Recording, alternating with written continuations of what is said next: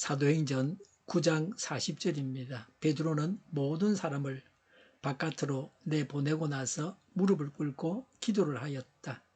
그리고 시신 쪽으로 몸을 돌려서 다윗아여 일어나시오 하고 말하였다. 그 여자는 눈을 떠서 베드로를 보고 일어나서 앉았다.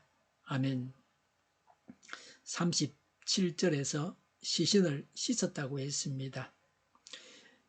유대인과 헬라인은 시신을 씻는 관습을 가지고 있습니다. 우리나라도 장례 절차 중에 시신을 씻고 그리고 나서 장례식을 하죠. 장례 과정 가운데 시신을 씻는 과정이 있습니다. 37절에 시신을 다락방에 두었다고 했습니다. 보통 죽은 사람은 다락에 두었습니다. 다락은 시원하고 또 가장 그 집에서 좋은 장소라고 말할 수 있습니다. 이런 구절을 통해서 다비다가 죽었다는 것을 알 수 있습니다. 오늘 본문은 초대교회에 있었던 아름다운 이야기입니다. 하나님께서 함께 하셨던 이야기입니다. 복음의 성리라고도 할 수 있습니다. 베드로가 행했던 치유를 보게 됩니다. 하나님이 고치셨는데 그 일을 행한 자가 하나님의 치유를 경험하게 한 자가 베드로였습니다. 40절에 베드로는 모든 사람을 바깥으로 내보내고 나서라고 했습니다. 예수님께서 야이로의 딸을 살리실 때에 우는 무리들을 내어 보내셨습니다. 조용히 기도에 전념할 수 있는 환경을 만들고자 함이었습니다. 불신의 세력을 몰아내어 믿음의 기적을 행하고자 하셨습니다. 사람이 환경의 영향을 받습니다. 그러나 사람은 자기 환경을 정리할 수 있습니다. 환경을 정리해야 신앙생활을 잘할 수 있습니다. 성경을 가지고 매일 묵상하는 일을 큐티라고 합니다.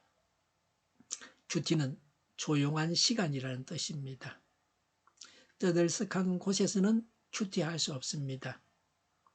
하나님의 음성인지 세상의 소리인지 마귀 소리인지 여러 소리가 많이 들리면 안 됩니다.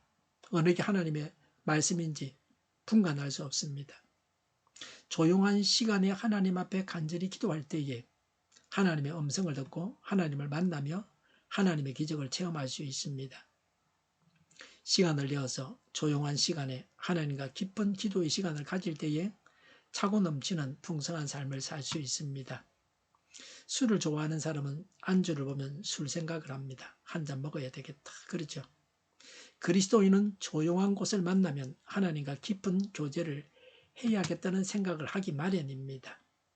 요새는 대부분 집에 혼자 사니까 자기 집이 다 조용한 곳입니다. 그래서 하나님께 기도하기 위해서 어디 갈 필요도 사실은 없습니다. 요새 기도원들이 문을 많이 닫는다 그러는데요. 하나님이 기도원에만 계신 건 아닙니다. 조용한 곳에서 기도하면 됩니다. 믿지 않는 자들은 여유가 있고 조용한 시간이면 장깨를 부리고 헛된 욕심을 채울 궁리에 바쁜 사람도 있을 수 있습니다. 우리 그리스도인은 조용한 시간을 만들어서 하나님이 우리 한 사람 한 사람에게 때에 따라서 적절한 말씀을 하실 때에 들을 수 있어야 합니다. 종종 저를 찾아와서 여차한 일로 예배에 빠지겠다 하는 분들이 있었습니다. 제가 예배를 빠지고 다녀오시라고 할 수 있습니까? 조용한 시간에 매일 성경으로 하나님과 깊은 만남을 가지고 그런 문제에 대해서 하나님께 여쭤보십시오. 하나님께서 기뻐하시는 대로 행하면 됩니다. 사람은 때로는 오해하더라도 하나님께서 옳다고 말씀하시는 대로 살면 됩니다. 범사에 하나님의 뜻을 분별하는 것이 하나님의 은사로 주어지는 지혜입니다.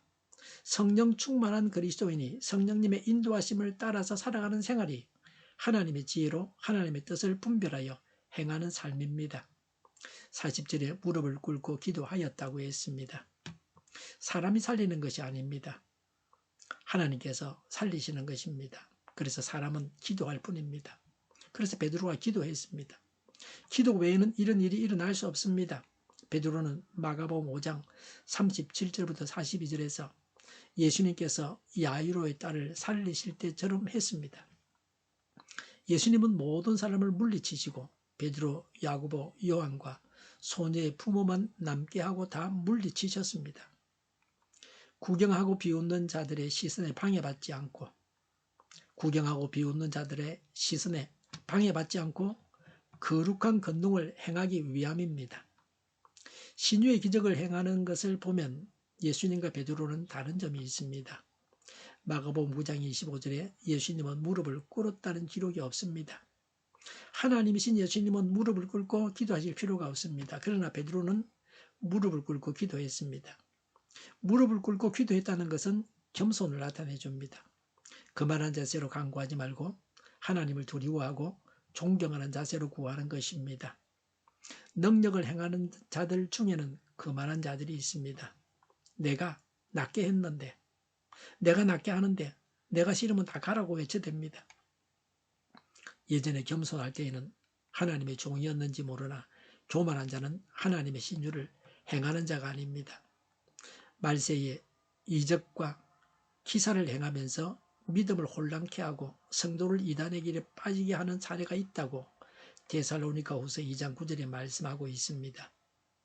사단의 일을 따라서 모든 능력과 표적과 거짓 기적이 일어나기도 합니다. 예수님의 수제자인 베드로도 무릎을 꿇고 겸손히 기도했습니다. 하나님의 능력을 행하고 계십니까? 겸손하게 행하셔야 합니다. 겸손할 때에 넘어지지 않고 하나님께서 계속 종으로 사용하실 것입니다. 겸손한 기도에 응답하셔서 하나님께서 기적을 행하십니다. 한번 하나님의 기적을 행할 수는 있지만 겸손하게 계속해서 하나님의 기적을 행하는 종이 되기는 쉽지 않습니다. 겸손히 기도함으로 받은 능력을 하실 수 있기를 바랍니다. 무릎을 꿇었다고 하는 것은 간절함을 나타내 줍니다. 간절하게 깨어서 기도할 때에 무릎을 꿇게 됩니다. 다비다는 살려달라는 기도의 자세가 간절했습니다. 다비다를 살려달라는 기도의 자세가 간절했습니다. 중국에서 평화로울 때는 신학을 논하고 신학적인 논쟁을 일삼곤 했습니다. 그러나 전쟁이 일어나고 공산당이 본토를 점령하게 되자 하나님 하면서 간절하게 기도하고 매달릴 수밖에 없었다고 합니다. 신학이 나쁜 것이 아닙니다. 신학 수업이 필요합니다. 지도자가 되려면 신학 수업을 받아야 합니다. 그러나 간절히 기도해야 한다는 것은 모든 그리스도인들에게 언제나 필요합니다. 간절히 기도하는 것은 신학자에게도 없어서는 안 될 일입니다. 신학자 중에는 하나님을 떠나고 성경을 떠난 자들도 있습니다. 사람이 지켜야 할 선을 넘어선 자들도 있습니다. 하나님께서 하실 일을 자신들이 한다고 자신들이 신이 되었습니다. 이들이 하는 성경 해석이 비성경적입니다. 죄인들이 원하는 대로 해주는 겁니다. 성경의 죄라고 하면 죄입니다. 죄가 인권이 될 수는 없습니다. 얼마나 큰 죄인지는 하나님만 아십니다. 하나님 나라를 바라고 사는 자는 아무리 똑똑하고 아는 것이 많아도 자신이 하나님이 된 것처럼 해서는 안 됩니다. 하나님께서 정해놓으신 선을 지켜야 합니다. 성경을 전체적으로 보고 한 구절을 해석해야 합니다. 명확한 하나님의 말씀을 혼란스럽게 하면서 자신들이 바르다고 주장하므로 이단입니다. 이들은 성도가 아닙니다. 하나님의 교회 안에 들어와 있는 마귀들입니다. 믿음이 있는 자가 간절하게 구할 수 있습니다. 우리가 기도할 때에 간절함을 주십사고 기도해야 합니다. 낙담하거나 실망하지 말고 간절히 기도해서 하나님의 크신 일을 경험해야 합니다. 우리 주위의 환경을 하나님을 의지하는 환경으로 바꾸어야 합니다. 겸손하게 또 간절히 무릎을 꿇고 기도해야 합니다. 기도하겠습니다. 하나님을 의지하는 환경을 만들겠습니다. 하나님을 의지하는 환경을 주옵소서. 간절히 종의 자세로 기도합니다. 이적 단체들과 적과 통일로 나아가게 하는 자들이 없게 하옵소서. 이 땅에 다시는 전쟁이 일어나지 않게 하옵소서. 적과 통일되지 않게 하옵소서. 자유민주 국가로 전쟁이 아닌 평화롭게 통일을 이루게 하여 주시옵소서. 성경을 대적하는 자가 없어지게 하여 주시옵소서. 하나님을 대적하는 법과 있어서는 안 될 법을 만들지 않게 하옵소서.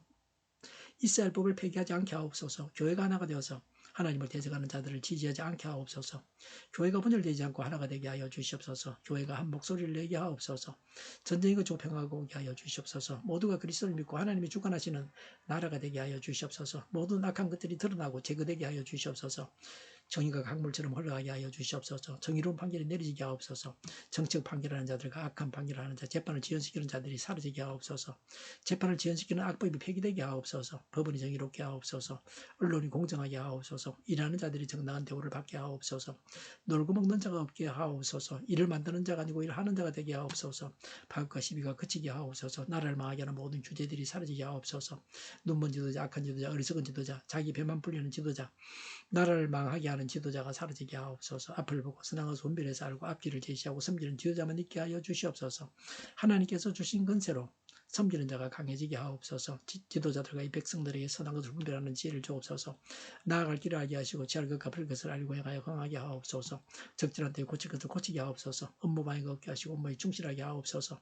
쓰레기됨을 뒤지지 말고 성경에서 보물을 찾게 하옵소서. 기도하는 기쁨, 응답받는 기쁨, 성도들이 모여서 교제하는 기쁨, 말씀이 주는 기쁨, 예배드리는 기쁨을 누리게 하여 주시옵소서. 인터넷 교회와 살리는 교회가 만구는 집하게 하여 주시옵소서. 저희의 간절한 간구에 응답하여 주시옵소서. 예수 이름으로 명하노니 모든 병만은 물러가고 몸의 모든 부분들 온전하게 될지어다. 신유의 기적을 베푸셔서 지금도 저희의 질병을 고쳐주시옵소서. 병중이나 모든 자들을 고치시고 온전히 하여 주시옵소서. 저희와 교회와 나라의 민족을 불쌍히 여겨 주시옵소서.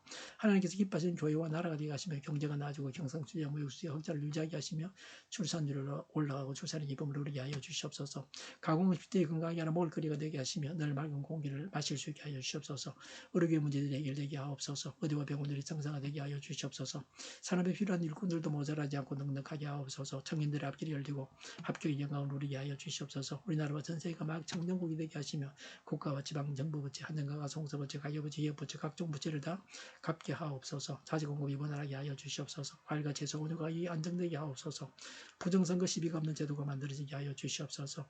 국민들이 투표가 오로지 선거 결과가 제대로 발표되어지게 하여 주시옵소서. 선관위 법관의 결합이 바로 철폐되게 하여 주시옵소서. 상권 분립이 무너지지 않게 하옵소서. 한 사람이 모든 권력을 가지고 장기 집권하는 어떤 독재도 막아주옵소서. 오늘도 차고 넘치는 복된 삶을 살게 하여 주시옵소서. 감사와 찬양을 주님께 돌려드리며 예수님의 이름으로 기도하옵나이다. 아멘.